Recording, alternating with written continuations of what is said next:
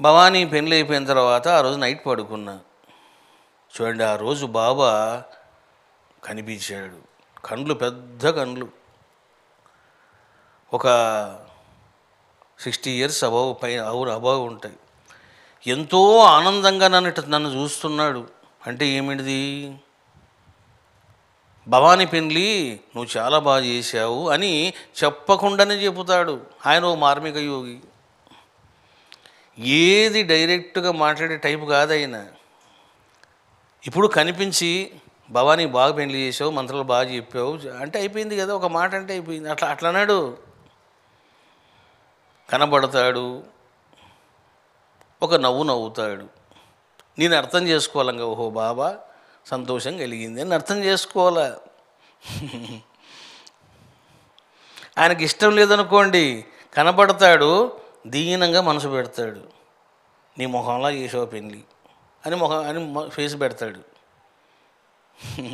అర్థం చేసుకోవాలి ఏమని, ఓహో బాబాకు నచ్చలేదు అని. చూడండి, ఆ రోజు రాత్రి కనిపించి ఎంత సంతోషంగా ఉన్నాడు ఆయన.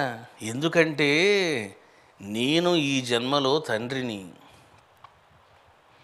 అసలుకు ఆ జీవాత్మను తీసుకొచ్చి లక్ష్మీ గర్భంలో పడేసింది ఎవరు? నేనా? అంత సీన్ నాకుందా?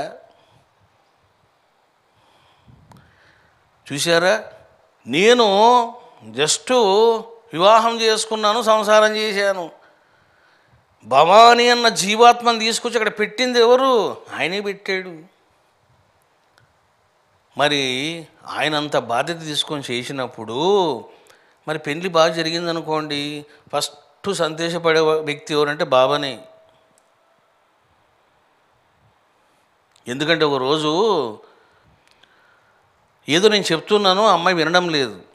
కోపం వచ్చి నేను పాటను కొట్టాను. ఎక్కడ కొట్టాను? ఇక్కడ కొట్టాను. చెప్తే నీకు అర్థం కావడం లేదా అని ఇక్కడ కొట్టాను. కొంచెం నా దెబ్బ పెట్టడం బాగా గట్టిగానే పడుతుంది బాగా. అది ఇంకా కోపంతో కొట్టాను అనుకోండి, 5 వేలు పడతాయి.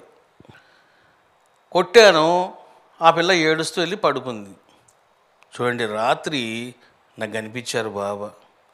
కనిపించి నేను ఎక్కడైతే భవాన్ని కొట్టానో అక్కడ బాబా చూపిస్తున్నాడు తన దేహాన్ని. చూడు నన్ను ఎట్లా కొట్టావు అని. ఆ కందినై ఆ భాగం అంతా కందింది అక్కడ. చూసారా? అంటే ఇవన్నీ ఎవరికి అర్థమవుతాయి?